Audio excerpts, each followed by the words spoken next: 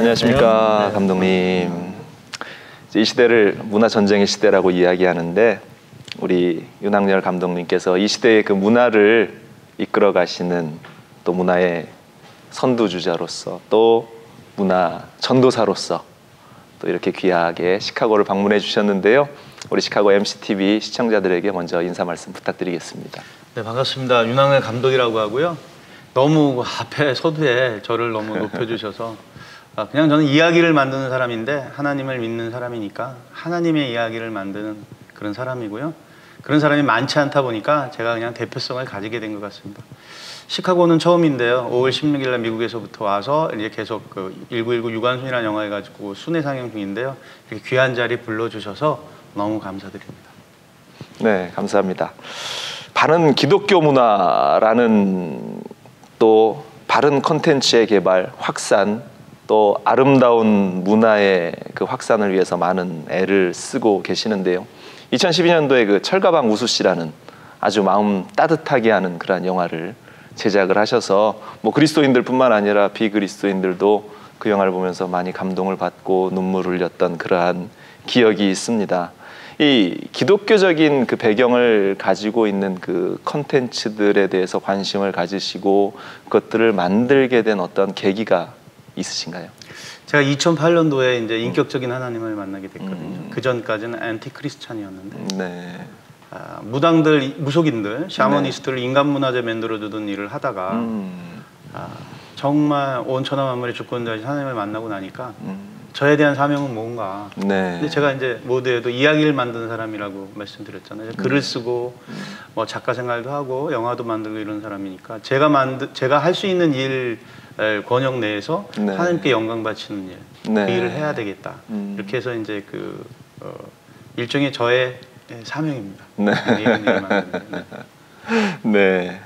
근데 좀 전에도 잠깐 언급하셨는데 그 신앙을 또 인격적인 하나님을 만나기 이전에 앤티 크리스찬이라고 불교적인 어떤 신앙적인 배경이 집사님에게 좀 있으셨던 것 같은데 제가 그러니까 서울예술대학교에서 그 극작 그 시곡을 전공했는데요. 이제 글을 쓰는 거를 전공하다 보면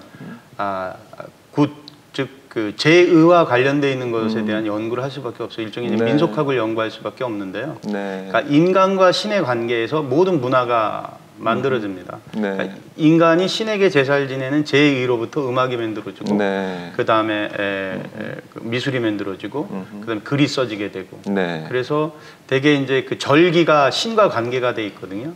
뭐 이제 기독교적으로는 뭐 오순절이나 혹은 추수감사절 또 우리와 하나님과의 관계잖아요. 다른 문명도 다른 문화도 마찬가지입니다. 저희 이제 한국 땅에서는 뭐 단오날이나 추석날이나 구정이나 뭐 명절이나 뭐 이런 것들이 다 이제 신과 관계되어 있는 일이죠. 그래서 제가 글을 쓰다 보니까 일단 샤먼에 대한 연구를 할 수밖에 없고요. 그러니까 굿이 곧 연극의 그러니까 하나님을 믿지 않는 사람들 입장에서는 희노애락을 대변하는 하나의 삶의 축소판 같은 거거든요. 그래서 제 의를 이제 연구하다 보면 이제 스토리를 연구할 수밖에 없고 그래서 이제 부전공으로 민속학을 공부하다 보니까 샤먼들과 친해지게 되고 그런 것들을 이제 기록하고 남기는 일까지 이제 하게 되죠.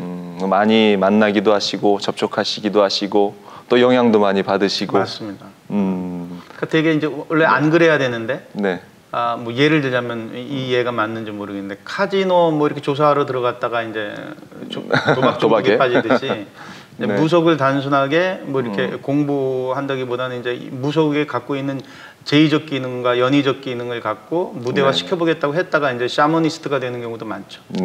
그러면은 거기에 대해서 어떤 뭐 그런 종교적인 것에 심취하거나 뭐 그런지는 않고 영구적인 부분에 있어서. 그렇죠. 영구적인데 이제 되게 이제 갑자기 신이 내리는 분들을 이제 강신무라고 하거든요. 어느 날 갑자기 접신이 돼서 뭐 100년 전에 뭐 샤먼과 함께 그다음에 이제 그 세습무라고 해서 대대로 이제 예술적 기능이 이제 전수되는 가문이 있고 그다음에 저처럼 그때 당시에 이제 저는 이제 그분들이 학습무라고 그래서 무속을 알리는 기능을 하는 사람들 그런 일들을 제가 했던 것 같습니다. 그런 쭉 상황 속에서 예수님을 영접해서 삶이 완전히 180도 바뀌어지는데 바뀌죠. 그런 특별한 뭐 어떤 계기가 있으셨나요?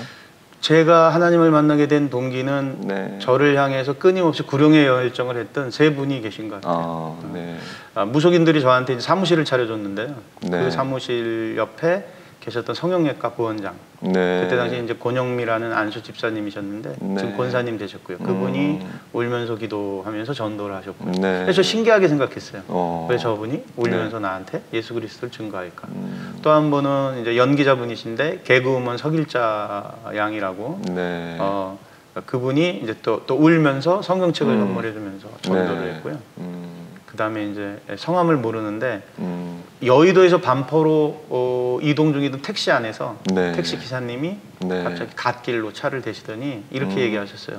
손님, 저는 순복음교회 장로입니다. 네. 제가 손님들 탈 때마다 네. 기도하는데 뒤에 계신 손님은 특별하신 분 같아서 방언으로 네. 축복 기도를 하고 싶은데 가능하시겠습니까? 불자는요, 누가 기도를 해준다 그러면 이걸 발복으로 알아요. 나한테 네. 복을 빌어준다고 생각하니까 여과 없이 하라고 하거든요. 거부감 없이. 예. 그런데 또 특별하게 방언으로 또 기도를 한다고 하니까 네. 그때 하나님과의 그런 인격적인 만남이 시작된 것 같고. 네.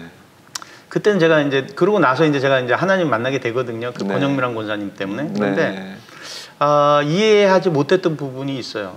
왜냐면 저보다 한 5살 정도 위신데 네. 제가 이제 하나님을 만나고 난 뒤에도 이렇게 보게 되면 아유 우리 윤용 감독님 그러면서 식사는 했냐고 물어보고 네. 그렇게 몇만 원이라도 꼭 주시려고 그래요. 그래서 아니 제가 뭐 애도 아니고 청년도 아니고 나이 네. 차이가 많이 나는 것도 아니고 왜 저러실까 이랬는데 제가 나중에 세월이 지나서 저도 누군가를 이제 전도를 해서 네. 특히 저는 이제 연예인 전도를 많이 하는데 네. 이제 그런 분들에게 이제 하나님을 증거하고 그분이 인격적인 하나님을 만나고 나게 되면 자식에 대한 그런 사랑과는 좀 다른 또 친구에 대한 그런 사랑, 연인에 대한 사랑과는 좀 다른 묘한 사랑이 있어요. 그래서 내가 전도해서 하나님을 만난 분이 어떤 삶을 살고 계신지 궁금하고 또 만나서 건강하게 하나님과 동행한다고 하면 크게 감사하고 그렇죠. 정말 이게 내 안에 이런 선이 있는가 네. 싶을 정도로 이렇게 퍼주게 되고 섬기게 되는 그런 마음이 있는 거예요. 그래서 네. 받은 대로 베푼다고 네.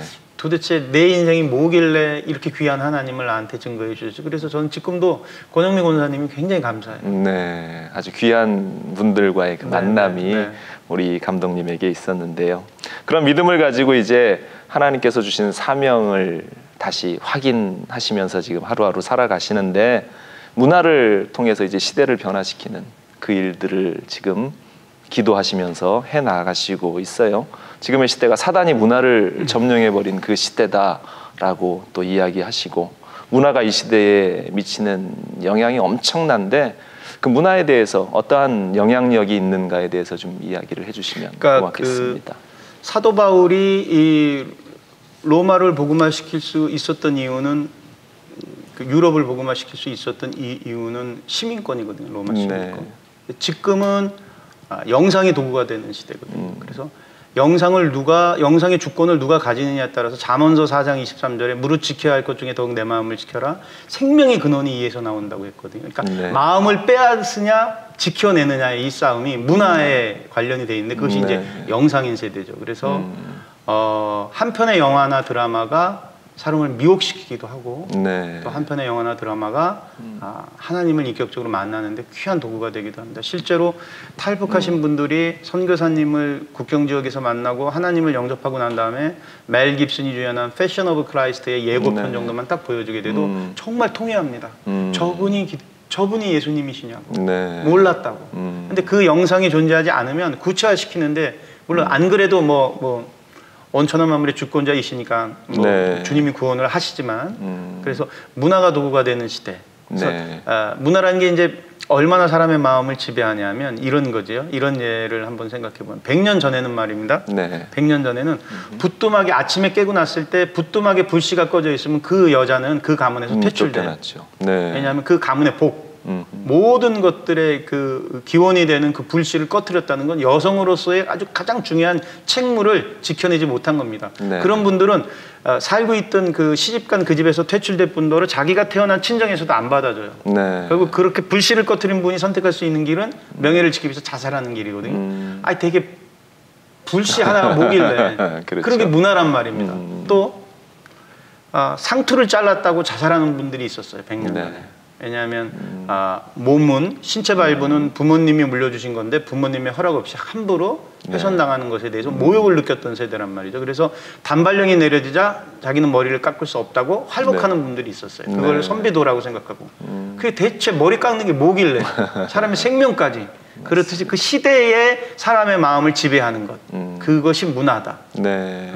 이렇게 저는 말씀드리고 싶습니다. 네, 그 문화라는 것을 가지고 그 문화에 아주 칼같이 날카로운 그 아주 예리한 부분들이 문화 가운데에 지금 존재를 하고 있는데, 그 문화를 그리스도의 아름다운 그 문화로 이 세상을 다시 탈바꿈하기 위해서 철가방 우수씨, 뭐 또 지렁이, 뭐 그런 영화들을 우리 감독님께서 많이 제작하시면서 이슈가 되셨습니다. 또 그것이 이제 연이어져서 지금 1919 유관순이라는 그 영화를 이제 개봉하시고 이제 그것을 알리는 그 과정 가운데에 지금 열심을 내고 계시는데, 지금 그러한 뭐 앞서 말씀드린 영화뿐만 아니라 지금 이 유관순이라는 이 영화를 지금 제작하시고 또 그것을 알리는 그것에 대한 배경, 왜 그러한 일들을 또 하고 계시는가? 그거 전에 이제 앞선에 질문하셨던 문화의 중요성에 대해서 한 가지에만 더 이제 말씀드리고 1919 유관순 제작 배경에 대해서 이제 말씀을 드리려고 하는데요. 뭐 공중파 예능 프로그램에서 7년 동안 진행됐던 무릎팍 무슨 고사라는 프로그램이 있습니다. 국민들이 좋아하는 이제 유명 개그맨이 MC로 나왔고 그 무대가 이제 법당 매뉴얼이에요. 법당의 무대가 되는 겁니다. 그래서 시작될 때 이제 오프닝 곡이 있고 뭐 모르팍 이렇게 나가는, 지금 이제 방송이 종영됐으니까 뭐 거론해도 될 듯한데, 그리고 청춘 스타들이 좋아하고 그렇게 존경하는, 아니 청소년들이 좋아하는 그런 청춘 스타들이 이제 게스트로 나온단 말이에요. 그래서 살면서 어려움 겪었던 이야기를 이제 이야기를 하면 무릎팍 도사가 이제 재미있게 이걸 이제 풀어주는 건데, 이렇게 재미처럼 다가온 무속의 문화가, 샤먼의 문화가 제일 처음에 이제 오프닝이 이렇게 시작합니다. 무릎팍 무릎팍 도사가 나가요. 이렇게 그냥 우리가 웃으면서 예능 프로그램이구나라고 생각했는데, 이 프로그램이 7년 동안 방송했던 영향력이 지금 대학가에 가장 많이 존재하는 점포가 술집도 아니고 당구장도 아니고 게임방도 아니고 타로 전집입니다. 140만이에요. 타로점 카드로. 카드로. 그러니까 미래가 불투명하고 불안한 청년들이 대학가에 신천 연세대 앞에, 뭐 서강대 앞에, 뭐 서울대 앞에, 성신여대 앞에, 대학로, 뭐 하여튼 청년이 모이는 곳에 가장 많이 존재하는 점포가 타로 전집이에요. 내 삶의 모든 주권을 어둠에게 돈 10,000원에 맡기는데, 어떤 것들을 맡기냐면 지금 만나고 있는 남자친구가 나를 정말 좋아하는 걸까요? 이번에 중간고사 시험을 보는데 시험을 잘 볼 수 있나요? 장학금을 타야 되는데 장학금 못하면 큰일 나는데, 내년에 제가 취업을 해야 되는데, 자기의 작은, 그러니까 움직임의 모든 것들을 그 샤먼한테 의탁하는 것들, 이것이 하나의 청소년들의 문화로까지 확산됐어요. 또 한 가지, 이제 엊그저께 우리가 청소년 축구가 이제 준우승 했습니다. 그때 우리가 어김없이 2002년 월드컵의 영향으로 대한민국 그러면 짝짝짝짝 박수를 치죠. 이런 응원 문화는 좋아요. 응원 문화는 좋은데 그 응원단의 이름이 레드 데이블입니다. 붉은 악마. 그게 욥기처럼 되어 있습니다. 뭐냐면 100년 전에 수많은 가장 뛰어났던 선교사들의 순교로 만들어진 이 민족, 이 나라, 이 부강해진 이 나라가 하나님이 인치심으로 만들어진 이 나라에 우리가 이제 해양 세력과 대양 세력이 맞부닥치는 반도 국가인데, 그러다 보니까 컴플렉스가 있단 말입니다. 반도국으로. 이게 축구, 즉 스포츠와 내셔널리즘이 결집된 월드컵의 4강에 한번 올라가다 보니까 어둠을 추앙하는 스포츠 문화가 만들어졌어요. 왜 어둠의 문화라고 하냐면, 레드 데이블이라는 응원단이 심벌로 이렇게 내세우고 있는 그 심벌이 치우천왕입니다. 치우천왕은 도깨비 신 중에 전쟁의 신입니다. 가장 강한. 그래서 걸개 그림이 스테디움에 이제 국가대항전 하기 전에 쫙 이렇게 올라갑니다. 그때 어떤 그림을 보시면 되냐면, 기와장 보게 되면 와우라고 그래서 와우에 이렇게 귀엽게 생긴 그 심벌이 있습니다. 캐리커처로 되어 있는. 그게 치우천왕입니다. 도깨비가 지켜준다, 이 경기를. 이거를 전쟁이라고 생각하는 겁니다.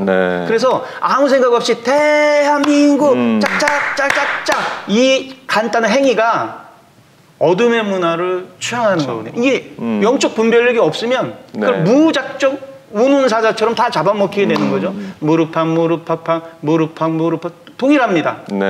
그리고 무속인들이 구슬할 때 제일 처음에 오프닝을 어떻게 하냐 하면 법구경으로 시작합니다. 네. 바하바냐 바라밀다 심경 바한자 동일한 멜로디가 주문과 주술로 이제 반복되는 거죠. 네. 이런 문화적인 현상이 우리 청년들이 작년에 10월 달서부터 시작해서 내년 올 1월까지 1000만 명 이상을 모은 단기간에 이렇게 관객들을 네. 영화관으로 끌어낸 영화가 있습니다. 바로 프레드 머큐리라는 그룹, 네. 가수 네. 그룹 퀸의 보헤미안 랩소디라는 영화인데요. 네. 그 영화에 보게 되면 대표적인 곡이 이거죠. We will rock you. 런던의 수많은 청년들이 20년 전에 모여서 그 프레드 머큐리가 부르는 노래를 네. 따라 부르면서 박수와 연호를 보냈단 말입니다. 그런데 그 박수와 연호를 보내는 그 동일한 코드, 동일한 동작, 프레드 머큐리라는 그 가수분이 동성애자였단 말입니다. 양성애자였고 네, 네. 그래서 에이즈로 돌아가셨는데 20년 전에 돌아간 예술성 훌륭하신 분이에요. 네. 그분의 다큐멘터리에 1000만이 넘는 청년이 열광했습니다. 왜?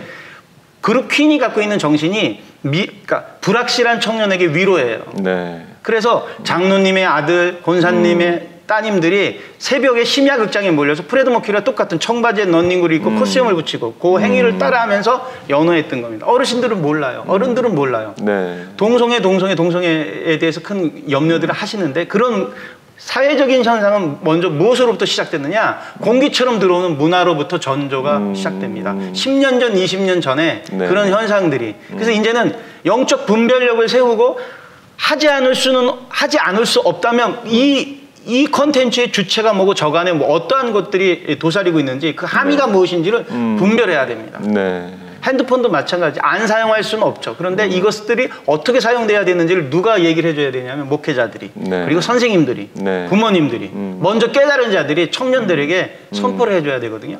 문화를 청년들로부터 빼앗기게 되면 네. 그 민족 그 나라는 희망이 없습니다. 문화라는 것이 가진 그 역할 그 소중함에 대해서 지금 아주 강조해 주시고 말씀해 주셨는데요. 그런 차원으로 지금 이제 제작하시고 맞다. 이야기하시는 것이 1919 유관순 1919 유관순이라는 네. 이 이제 영화를 1919 유관순도 마찬가지입니다. 네. 지금 대한민국에서 가장 큰 어려움은 여러 가지 어려움이 있지만 아침에 눈 떴을 때 미세먼지예요. 네. 그죠? 마스크를 하나 쓰고 나갈까 둘 쓰고 나갈까. 어쩌다가 비가 와서 공기가 맑으면 그렇게 너무 좋아요. 그렇죠. 자, 네. 공기 같은 거 소중한데 잃어보니까 소중함을 알게 되죠. 물이 오염되면 어떨까요? 우리 다 사 먹지 않습니까? 네. 이것처럼 똑같이 소중한 것들은 빼앗겨 봤을 때 그걸 알아요. 자, 부모님이 일찍 돌아가시면 네. 아니면 뭐 어른이 돼서 돌아가시게 되면 마음이 아프잖아요. 아프죠. 살아계실 때 좀 잘해드릴 거. 네. 또 자식이 잘못된 일로 안 좋은 일을 당하게 되면 그 얼마나 슬프겠습니까? 이놈한테 좀 잘해줄 걸. 네. 그런데 나라를 빼앗겨 봤다고 생각해보세요. 나라의 소중하면 빼앗겨 보기 전에 모르는 거예요. 나라를 그렇지. 빼앗기면 어떻게 되는 거냐면 전쟁에 지는 거거든요. 전쟁에 네. 지면 내 사랑하는 아내가 칼격에 찢김 당하는 거예요. 내 사랑하는 딸이 도륙당하는 거예요. 그걸 어떻게 찾을 수가 없어요. 네. 내 사랑하는 남편이 칼격이 찢기고 내 사랑하는 아들이 정말 온 사지가 도륙당하는 그런 고통보다 더 큰 고통이 나라를 빼앗기는 거예요. 네. 이 소중함을 알리지 않으면 우리 청년들은 그냥 갑자기 잘 살게 된 줄 알고 어떤 집이든지 더운 물 안 나오는 집 없단 말이에요. 네. 그리고 물론 그런 청년들도 있긴 있겠지만 굶은 청년들 극소수란 말이에요. 절대 빈곤하진 않는단 말이에요. 네. 이 풍요가 그냥 하늘에서 떨어진지 안단 말이에요. 즉 뭐냐면 감사함을 모른다. 네. 귀중함을 모른다. 저희 이제 1919 유관순이라는 영화를 이제 만들고 난 다음에 그 천기원 목사님이랑 네. 목사님 탈북 사역하시는 목사님이랑 그 이면수 목사님, 네. 캐나다 큰빛교회 목사님, 탈북 학생들 한 수십 명과 함께 개봉관 극장에서 이 영화를 봤어요. 1919 유관순. 그 아이들이 울어서 못 일어나요. 우리 남한의 청년들은 잘 모르는데 네. 그 아이들은 못 일어나. 왜냐하면 국적이 없는 상태로 남의 나라 국경을 통과해서 떠돌아다니면서 신변의 위협과 그다음에 이 생명, 나라의 소중함을 몸소 겪었으니까 네. 나라가 없으면 죽는 거구나를 아는 아이들이니까 너무 펑펑 우는 거예요. 그래서 국가의 소중함을 모르는 청년들에게 네. 그리고 이제 뭐 실제로 그 영화 내용상에 이제 뭐 일본 사람들이 그런 행동을 했으니까 네. 극심한 고문 장면도 나오고 뭐 그렇지만 일본을 저희가 미워하기 위해서 이 영화를 만든 게 아닙니다. 네. 역사를 용서는 하되 잊지는 말아야 된다. 네. 잊으면 또 이런 일이 반복된다. 그래서 소중한 것들을 지켜야 된다. 네. 청년들이 듣든 안 듣든 어른은, 아버지는, 교사는 외쳐야 된다. 네. 그래서 알아들을 때까지 알려줘야 된다. 이 하늘과 이 땅이 얼마나 소중한 것인지. 네. 그래서 맞습니다. 이 1919 휴관순 정신은 그런 곳에 있다라고 네. 보시면 될 것 같습니다. 이 1919 유관순 역시 집사님이 가지고 계신 어떤 기독교적인 그러한 마인드를 분명히 가지고 있다고 저는 확신해요. 이 영화에 등장하는 그 서대문 형무소 8호 감방에 있던 그 인물들의 이야기가 네. 이 영화의 그 중심 소재로 사용이 되는데, 그런 소재를 사용하신 그 어떤 이유, 뭐 그들을 그러니까 그 하나님이 정말 이 민족을 선택하셨구나라고 느낄 수 있는 게 네. 우리가 모르고 있었을 뿐이지. 제가 우연찮게 네. 서대문역에서 이제 약속이 취소되는 바람에 내리게 돼서 서대문 역사박물관을 이제 시간이 네. 남아서 갔는데 네. 저희 이제 드라마나 영화를 만드는 사람이니까 거기서 늘 촬영을 했단 말이에요. 근데 남옥사는 늘 많이 봤는데 여옥사가 그날따라 눈에 들어왔고 네. 그 여옥사로 발길을 이제 옮길 때 유관순 열사에 대한 건 저희들 다 이제 알고 있거든요. 그런데 유관순 열사 이외에 감춰져 있던 100년 전에 네. 여성 독립운동가들이 있었다. 네. 뭐 기생도 있었고 백정의 딸도 있었고 농부의 딸, 그 다음에 네. 교사, 간호사, 신체가 불편한 안 못 보는 시각장애인, 이 모든 분들이 있었는데 네. 정말 공교롭게도 모두가 다 기독교인이에요. 정말 십면 막직할 정도로 그 안에 있던 모든 죄수들이 다 모든 독립운동을 했던 네. 모든 분들의 네. 생명을 걸었던 분들의 80% 이상이 네. 다 기독교인입니다. 도대체 이런 일이 왜 가능했을까? 거기 네. 제가 그냥 이거 뭐 과장되게 이렇게 말씀을 드리는 것이 아니라 서대문 역사박물관 가보시면 유관순은 감리교 성도였고 뭐 신감빈, 신명철, 어윤이 이런 사람 다 개성에 있는 호수돈여고 네. 또 기타 등등 뭐 정화여고, 배화여고 모두 기독교운동. 그래서 감히 3.1운동을 이야기한다면 3.1운동은 청년운동이었다. 네. 청년이 무브먼트 하는데 제일 앞장섰고 그 청년 뒤에 누가 있었느냐? 목사님이 있었습니다. 네. 청년에게 비전을 심어주는 네. 교사가 있었어요. 청년을 세우는 네. 기도하는 선대에 우리의 선배들이 있었어요. 네. 그래서 3.1운동은 청년운동이다. 두 번째 여성해방운동이다. 네. 만세를 부르는 데는 기생도 만세를 부를 수 있고요. 그렇죠. 농부의 딸도 만세를 부를 수 있고요. 백정도 만세를 부를 수 있고요. 네. 3.1운동은 여성해방운동이었다. 네. 공부를 많이 하건 신분이 높건 낮건에 관계없이 또 한 가지 이제 마지막 이제 3.1운동의 대한독립 만세는 네. 기독교인에게는 하나님에 대한 기도였습니다. 하나님 사랑이 나라 사랑이었다고 생각을 했으니까. 그렇죠. 히브리 민족과 일체시켰습니다. 네. 왜냐하면 목사님들이 선포하는 그 말씀을 그대로 그리고 33인 중에 독립선언을 한 16분이 기독교인인데 네. 실제 독립운동의 자금은 천도교에서 됐어요. 그러면 네. 그 독립운동 이런 전단지 같은 것들을 전국으로 배포하는 역할, 걸리면 죽는 역할, 네, 네. 이런 역할은 누가 했느냐? 그때 당시에 기독교인들은 한반도 모든 사람들이 존경의 대상이었습니다. 네. 그때 기독교인들은 양심이었습니다. 그분들이 장로교단, 감리교, 남감리교, 북장리교가 속해랑 이제 전국 조직망이 돼 있으니까 전단지를 이제 직접 몸으로 네, 띄어서. 운반을 했고 그래서 기독교의 자유운동이었다, 복음운동이었다, 네. 남과 북이 하나가 됐던 새로운 각성운동이었다. 네. 이런 정신이 있는 거죠. 근데 이런 건 뭐 저만 얘기하는 것이 아니라 네. 많은 뭐 역사적으로 역사학자분들께서 얘기를 하시니까 그래서 뭐 기독교 정신을 일부러 그리려고 그린 것이 아니라 네. 실제 역사가 그러합니다. 이 나라의 역사가 하나님의 어떠하신 계획에 의해서 만들어졌다. 그것이 이제 1919 유관순 그리고 그 부제로 붙은 것이 그녀들의 조국이라는 그러한 타이틀인데 저는 이제 그녀들의 조국이라는 그 문구에 굉장히 큰 감동과 네. 또 도전을 받았어요. 그녀들의 조국뿐만 아니라 이제 우리들의 조국이 바로 우리가 지켜나가고 있는 그 대한민국이라는 그 나라인데 앞서 말씀하신 대로 그 나라 그렇게 죽음을 불사하면서 지켜내고 독립시키려고 했던 그 나라 그 시대의 그리스도인들 이제 그 100년 전에 있었던 그들이 가졌던 그 마음들이 지금 오늘날 살아가는 이 시대의 그리스도인들과 비교하면 굉장한 좀 차이를 보이고 있는 그렇죠. 것이 현실이에요. 우리 감독님이 보실 때에 그 100년 전에 있었던 그리스도인들과 지금 그리스도인들을 보시면서 어떠한 마음이 드시고 우리에게 어떠한 도전이 필요한가에 대해서 좀 얘기를 해주시죠. 100년 전에 이제 기독교인은 이 예가 맞는지 모르겠습니다. 목사님들이 그 교회에서 설교를 하게 되면 청년이 변화하게 되거든요. 네. 청년이 변화하게 되면 독립운동을 한단 말이에요. 네. 그러니까 목사님이 설교하는 장소에 항상 1번 헌병이나 경찰이 입회하에 있었습니다. 네. 그래서 설교를 할 때 청년에게 비전을 심어주는 순간 체포를 하게 되거든요. 그럴 때 목사님들이 강대상에서 뭐라고 그랬냐면 놔라!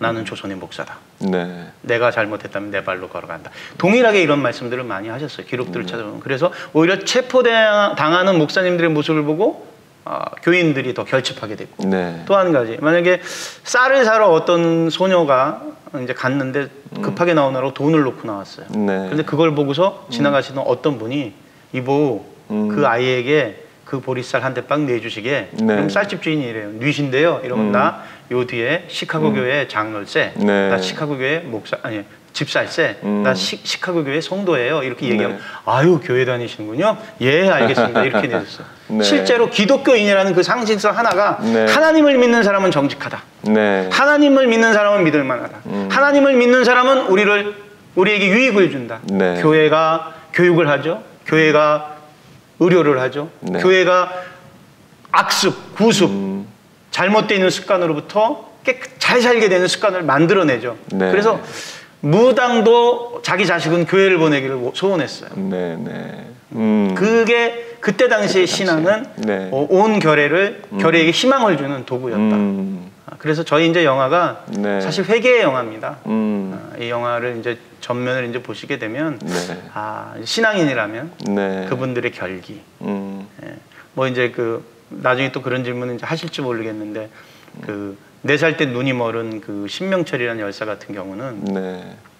지금도 장애인에 대한 인권이 녹록치 않은데 100년 전에 몸이 불편한 앞 못 보는 소녀의 삶은 어땠을까요? 네. 사랑하는 딸이지만 누군가의 도움 없이는 살 수 없는 그 딸이 또 마을의 수치거리가 되기도 하고.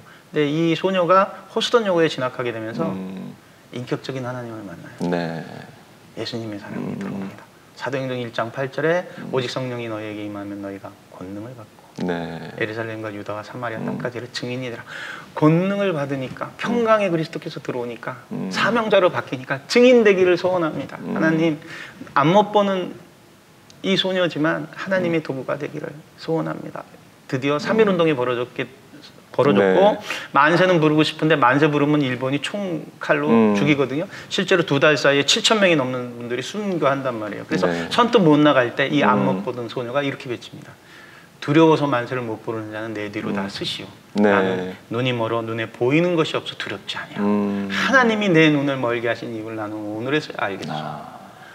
많이 공부하지 않았어도 네. 인격적인 하나님을 만나는 순간 그 자기의 불편한 모든 것들이 사명으로 바뀌는 거죠. 그런가 하면 또 기생 김양아 양도 네. 김양아 열사도 똑같은 말씀을 하시거든요. 8살에 가난 때문에 팔려와서 하는 직업이 기생이니까 네. 술 따르고 웃음 따르는 그런 여자지만 인격적인 하나님을 만나니까 구약의 기생 라합이라는 이름이 있는 거예요. 하나님이 히브리 민족을 위해서 라합을 사용하셨다면 네. 하필 직업도 기생이네. 이 민족을 위해서 나도 사용할 것이다. 네. 변화된 것, 삶의 현실에서 변화된 것은 없지만 그리스도를 구주로 영접하는 순간 오직 성령이 너에게 임하면 너희가 권능을 받고 예루살렘과 유다 사마리아 땅까지 나의 증인자의 삶을 살게 되니까 후배 기생 30명을 데리고 3.1 만세 운동 때 검문을 뚫고 들어가서 수원시장에서 이제 만세를 부르게 되는 거죠. 네. 그러니까 그때 그 당시 100년 전의 기독교는 생명이었습니다. 네. 존경의 대상이었고 민족의 희망이었습니다. 실제로 기독교 교육과 기독교 의료와 기독교 문화가 기독교 네. 정신이 그리스도의 보혈이 이렇게 강한 나라를 만들게 된 거거든요. 네, 맞습니다. 그러한 마음들이 우리 가운데 또 결단이 우리 가운데 회복되어져야 하리라 생각을 합니다. 지금 그 등장인물들에 대해서 간단히 이야기해 주셨는데요. 뭐 많은 등장인물들이 등장을 하는데 그 중에 우리 감독님께서 가장 그래도 우리 유관순 열사나 지금 말씀해 주신 우리 앞을 못 보는 여인 또 이 술을 따르고 웃음을 팔던 그 여인 많은 인물들이 등장을 하는데 그 가운데에 우리 감독님이 그래도 이분에게 내가 가장 애착이 갔다 이 영화를 제작하면서 다 뭐 애착이 네. 가는데 일단은 뭐 좀 전에 이제 말씀드렸던 신명철 네. 그다음에 네. 이제 김양아 열사 네. 그다음에 유관순 열사 같은 경우도 저는 참 제일 처음엔 의심하는 마음도 조금 있었어요. 네. 후대에서 너무 영웅시한 것은 아닌가. 아, 미화해서 아름답게 만들어 놓은. 어떻게 바늘로 손을 찔러도 저 같으면 5분 만에 자백할 것 같거든요. 5분 만에 안 하겠다고 할 것 같거든요. 어떻게 이런 고문을 혹독한 이런 고문을 이겨낼 수 있을까? 인격적인 하나님을 만난 거예요. 네. 성령이 이 소녀의 마음을 너의 육체, 그 실제로 마태복음의 그 성경 말씀처럼 그런 얘기를 하거든요. 너희들이 내 육체는 쇠잔케 만들 수 있지만 내 마음만은 못 뺏어간다. 네. 그러니까 보이지 않는 하나님을 보이는 분으로 믿는 믿음이 그런 고문을 견뎌내게 했다.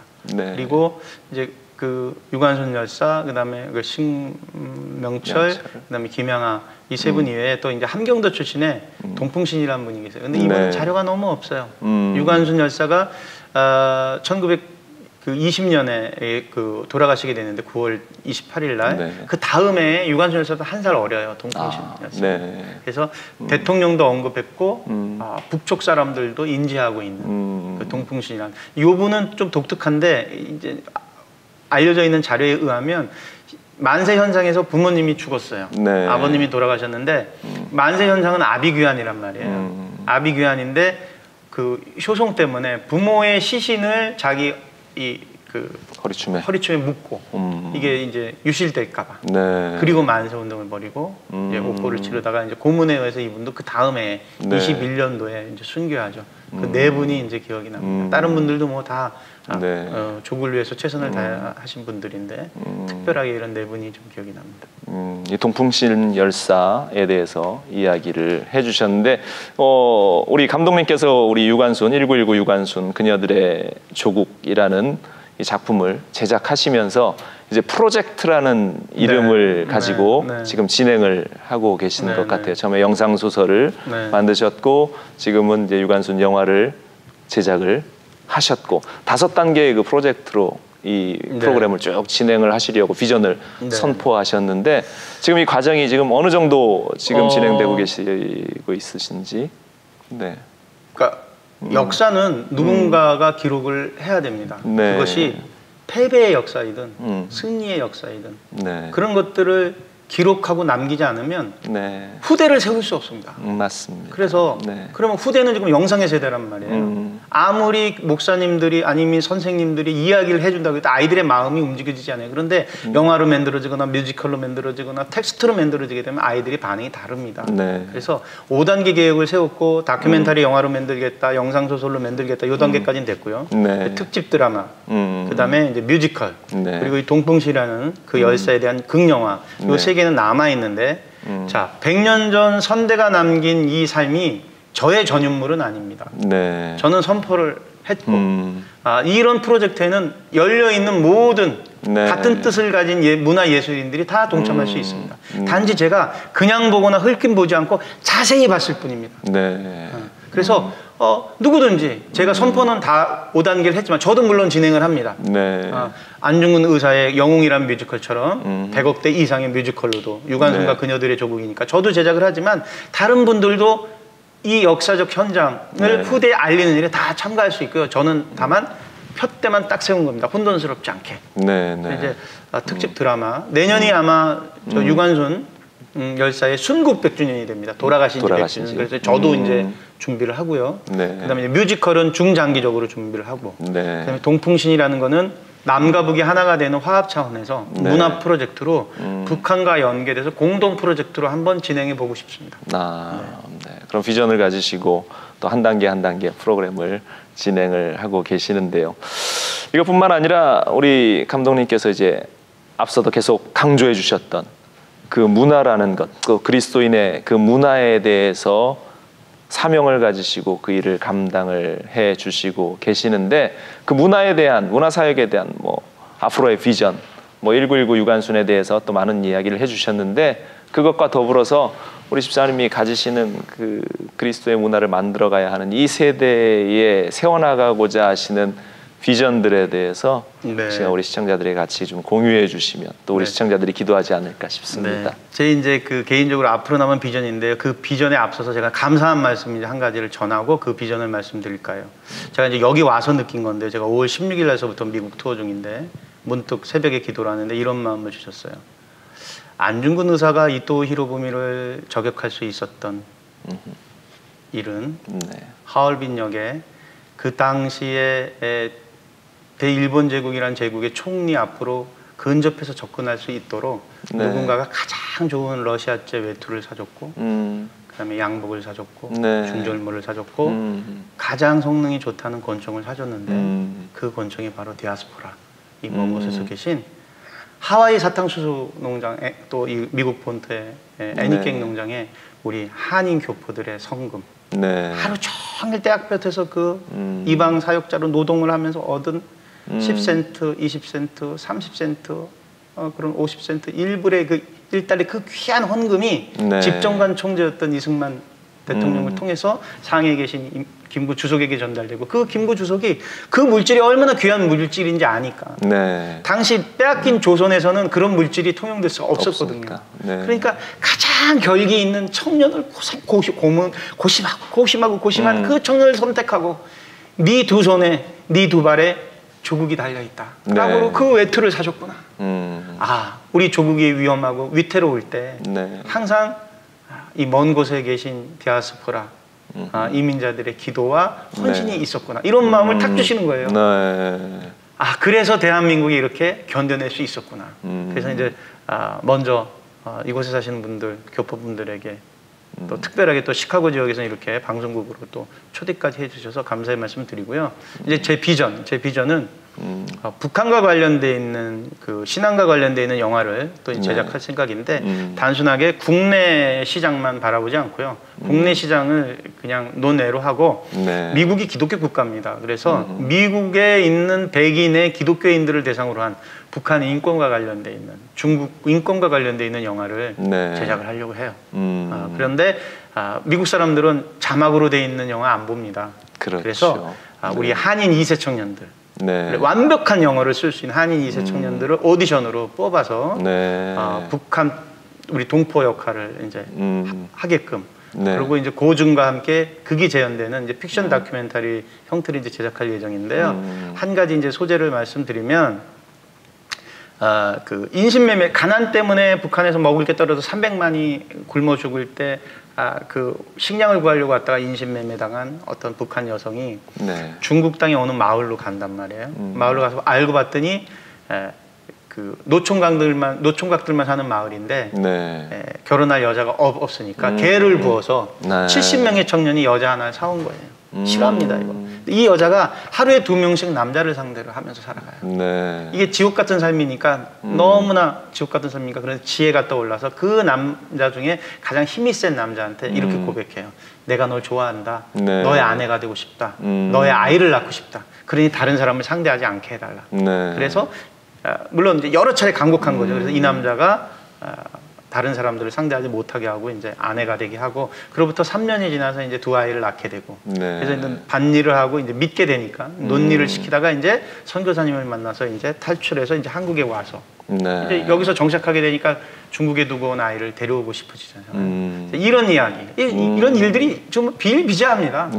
비단 또 이런 이야기들 이외에 또 기도하는 억류자분들이 계시죠. 여러 목사님들, 지금 세 분이 억류돼 계시기도 하고, 이면수 목사님처럼 기적적으로 그곳에 억류됐다가 나온 분도 계시고, 케네스 배성대사, 또 윈비어 같이 코마 상태로 나와서 이제 돌아가신 분도 계신데, 기도하는 억류자라는 그런 제목으로 해서 북한 사람들의 어떤 생각을 가졌길래 이런 일들이 벌어지는가, 이런 영화. 그 다음에 또 굶주림보다 더 큰 목마름이라고 그래서 고난의 행군 시절에 그 300만 이상이 굶어 죽고, 그 다음에 북한, 우리가 통일이 되려면, 복음 통일이 되려면 북한 분들이 어떤 마음을 갖고 계신지 저희들이 알아야 되잖아요.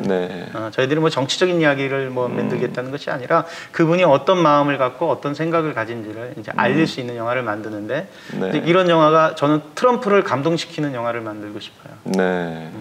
이승만 장로가 가장 잘했던 이유 중에 하나가 54년도에 전쟁이 휴전되고 난 다음에 전쟁과 관련돼서 복구비와 관련돼 있어서 복구비를 청구하기 위해서 미국 상원에 초청을 받아서 오고, 상원 사람들은 이제 그 이승만을 좀 그 폄하하고 그다음에 어려운 질문을 해서 난처하게 만들려고 하는데, 이승만 장로의 그 연설문이 명연설입니다. 뭐 하버드, 그다음에 그 미국 땅에서 정치학 박사를 한 그분이시긴 하지만 그 연설 중에는 어떤 내용이 함의되어 있냐면 이름도 모르고 먼 곳에 조선이란 나라 어디 박혀 있는지 모르는데 그 나라의 자유와 민주주의를 위해서 54,000명의 미국 청년이 죽어갔다. 네. 그 청년들의 어머니에게 먼저 존경과 감사를 보냈다. 그 청년들의 영혼을 위해서 하나님께 감사의 기도를 올리겠다. 이 워딩 하나로 미국 사람들 다 잠재웠어요. 하나님이 지혜를 탁 주시는 거예요. 트럼프와 미국 사람들을 감동시키고. 그들은 복음의 선배 아닙니까? 네. 복음의 스승 아닙니까?